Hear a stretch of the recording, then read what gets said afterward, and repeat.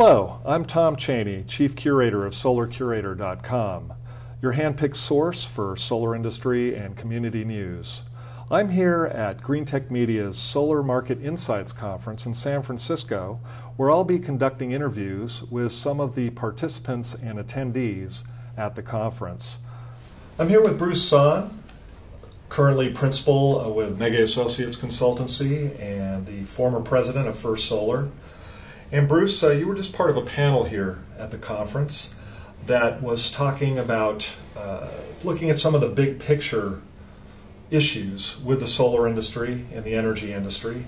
And you were telling me earlier that you wanted to talk about some of the problems that are actually at even a higher level that would really go a long way towards creating a sustainable solar industry moving forward. You go to these conferences, Tom, and most of the time people spend a lot of the conference time and the presentations talking about the cost of the components or the cost of the financing, how to build a market, how to find customers, and things of that nature that are very inwardly focused and in my mind are not only micro in nature but actually very symptomatic of the real problems that exist in the industry.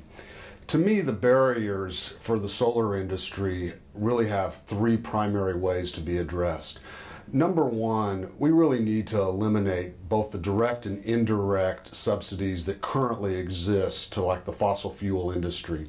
It's existed for decades, there's a significant amount of it. There's really no need to have that in today's marketplace. The fossil fuel industry is mature and can and should be able to stand on its own.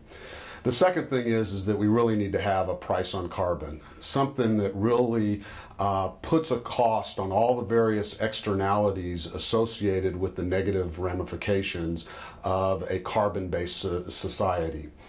And then thirdly, we really need to have some significant leadership. Leadership most obviously in Washington, D.C. Somebody that's really going to stand up and say, we need to be moving to a low carbon economy and lay out there a bodacious goal. Years ago, we've seen good leadership that said we need to put an interstate highway system in place, that we need to go to the moon, and nobody sat down and said, where's the return on investment on those things? It was clear communication on a clear vision, and the entire country rallied around it. The difference this time is that the leadership is not only with the United States, but it's frankly globally, and that's why America is really uniquely positioned to do this.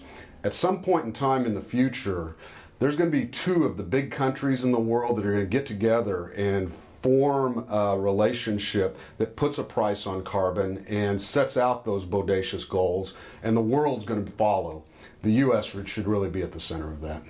You mentioned earlier during the panel your sort of shock at actually the slowness of the consolidation, the shakeout that's been going on, and also your concern about some of the possible negative consequences if some of the merger and acquisition activity continues to migrate towards large Asian companies where you feared there might be a loss in innovation capability, for example. What I think that we've seen is that it's a very complex and difficult industry in which to operate.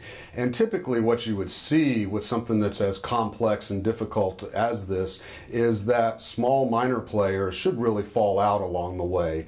And for many years I've gone to these sorts of conferences and been asked this question over and over, or I've heard somebody else on stage basically say, expect a shakeout. And I've been amazed at how resilient many of these companies are. Companies that either have subpar technologies or subpar business strategies for executing and getting into the marketplace. They've just been able to survive somewhat unnaturally given the state of things. My bigger concern longer term is that as the shakeout, the inevitable shakeout actually occurs, what we're going to see is that the manufacturing, as it has, will migrate to Asia more and more.